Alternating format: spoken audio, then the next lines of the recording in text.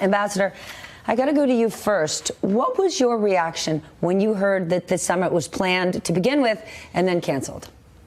Well, first of all, ending these conflicts or getting out of these conflicts is truly a full-time job. It is very tough. Read the history books on Vietnam. But all of these conflicts, I remember in dealing with in Bosnia, you had a Bosnian Serb element, very disparate. You would agree with one guy, and then the next thing you know, there's an attack somewhere else. So these are not easy things to do. Secondly, you need a national security team that people can disagree with each other, but at a certain point, everyone needs to come together and says, okay, this is what we're going to do. And that is clearly not the case in the Trump foreign policy apparatus.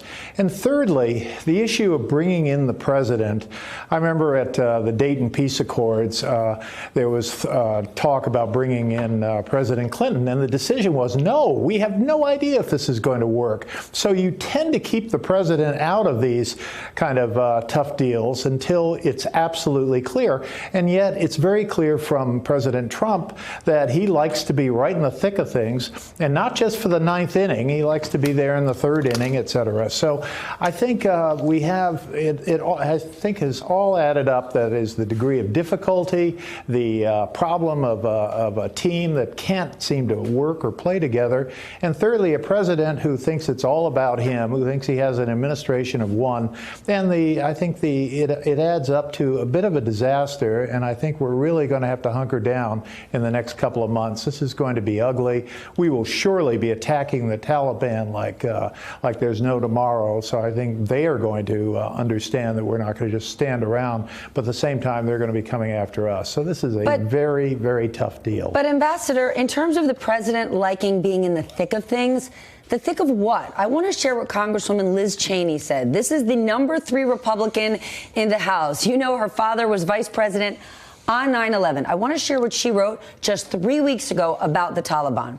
She writes, the group has conducted daily attacks resulting in the deaths of Afghan civilians, U.S. soldiers, and our allies. It has dispatched suicide bombers throughout the country. Its men have terrorized the Afghan population, targeting women and girls. They have done all of this while continuing to harbor and fight alongside al-Qaeda in an alliance the two groups have maintained for decades.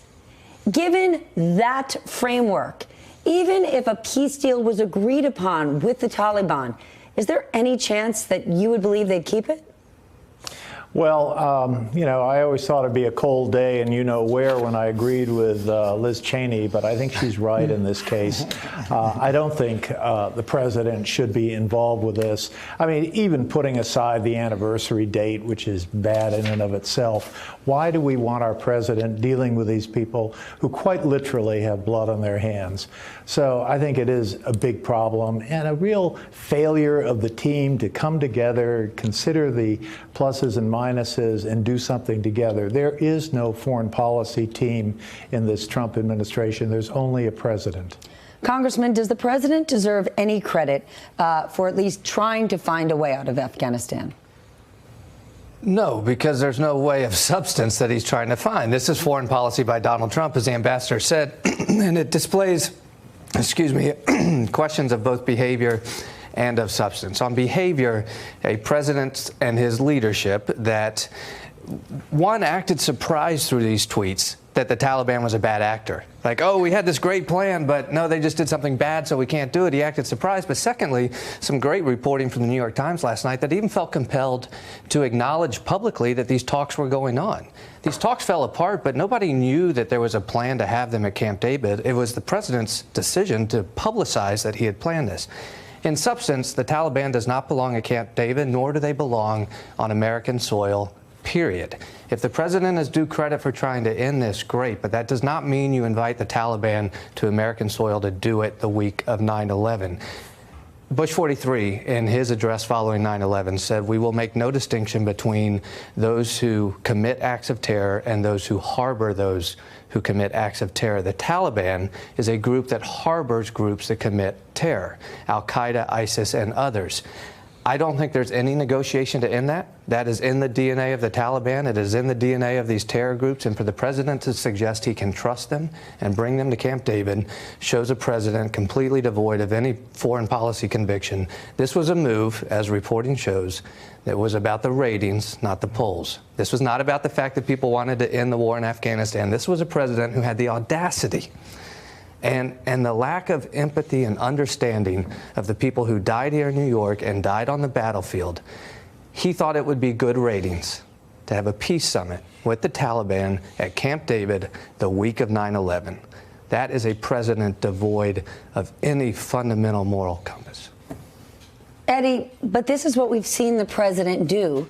And whether it's the president's administration or his supporters are saying, at least he's trying. They've applauded the president for meeting with Kim Jong-un. We know he wants to sit down and have these type of meetings and have people say, look, I'm doing something.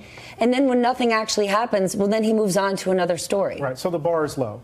And because the bar is low, you know, when he tries to do something, even though it's kind of rife with incompetence and his own narcissism, there's still an effort to give him credit. I think as we think about this question, we need to be mindful of one thing.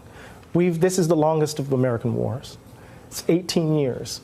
There are going to be men and women who are going to be conscripted in some ways to fight this war, who were born when it started. Yes. And so there are American lives, American blood and treasure that have been lost as a result of this. And we need to get out of it, get out of Afghanistan. Whether or not we need to get out of it in this way is a different question. But I think we all need to just simply agree to stipulate that we need to end this war. It's not in our interest. It's not in the interest of the people over there. And it's not in the interest of our babies, of the men and women who've served. Jim, President Obama faced I don't know if I could call it a similar problem in Iraq. He said, I want to get out of here. They pulled the troops in 2011. Then they had to go back. Learning all of this is easier said than done. Yep. Is there a lesson that President Trump can learn, or is he not in the business of trying to learn a lesson? He's not in the business of trying to learn a lesson, right?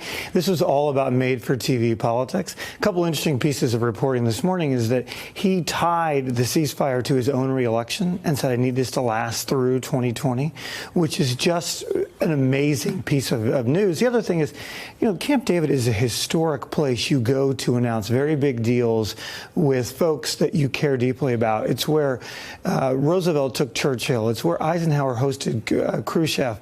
You know, it's where Reagan and Thatcher plotted the end of the Russian Empire. And instead, Donald Trump's producing made-for-TV moments at this place in a way that just makes no sense. The congressman's right. 18 years of fighting against these people. They have blood all over their hands, and we're going to host them on 9/11 week. Not only are their politics bad, it sends a terrible message to people around the world about who the United States president is and what he'll do for a TV rating. Then how do we get out of it? 18 years is a long time. It is, and the way you get out of it is actually having real conversations.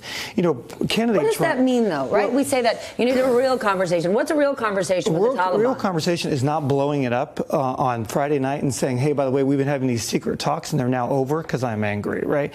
But candidate Trump sent out a tweet hammering President Obama for even talking to the Taliban about some of these things, right? And fast forward later, now he's the president and he's realizing the truth, which is you have to talk to folks and give them honest assessments of what you need and how to do this. So the way you get out, this is a foreign policy decision and a political decision for the American people. You rely more on multilateral partners to deal with security risks overseas, and you accept more risk by withdrawing our presence there. It's true in the Middle East. It's true in Afghanistan. If we lose visibility into these organizations of terror, we are tacitly accepting more risk here on the homeland. But, Steph, we're talking about what almost happened. Imagine if this had happened. Imagine the imagery, as Jim says, the leader of the Taliban standing on soil at Camp David with the President of the United States the week of 9/11. It's atrocious. It's atrocious. We talk about Churchill and Thatcher. Listen, those were allies we were working with. This was the enemy. This was the enemy. And it may have been done through the organization of al-Qaeda, but al-Qaeda was giving comfort and cover by the Taliban. And Donald Trump was talking about an image for the world to see, the great deal maker, standing at Camp David with the Taliban leader the week of 9/11. There is a reason, I'll choose my words carefully, that some people think Donald Trump's an awful person. And it's because of moments like this. Hey there, I'm Chris Hayes from MSNBC. Thanks for watching MSNBC on YouTube. If you want to keep up to date with the videos we're putting out, you can click subscribe just below me or click over on this list to see lots of other great videos.